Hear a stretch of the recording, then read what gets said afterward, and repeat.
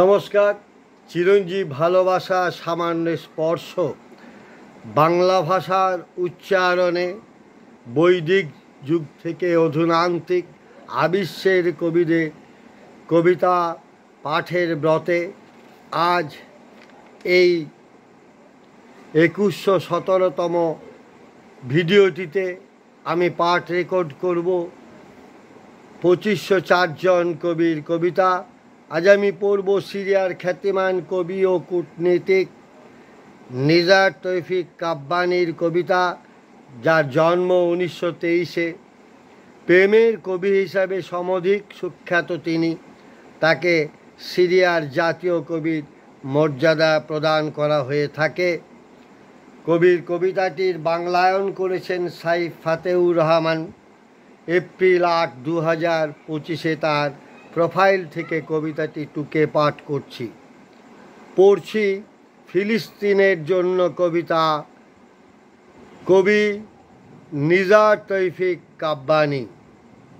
একটি বন্দুক চাই আমার, একটি বন্দুক চাই আমার, একটি বন্দুক চাই আমার। একটি বন্দুকের জন্য বিক্রি করেছি জননীর অঙ্গুরীয়। একটি বন্দুকের জন্য বন্ধক রেখেছি আমার ওয়ালেট।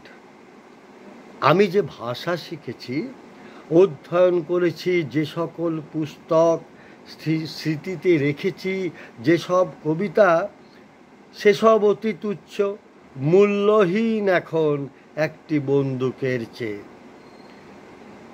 ফিলিস্তিন, লিখে যাও এখন আমাকে, আমি একটি বন্দুকের একা এক মালিক।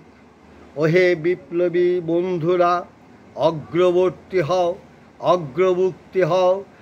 শান্তি চুক্তির গল্প, প্রহেলিকা নাটক, সমঝোতার নামে সব নাটক।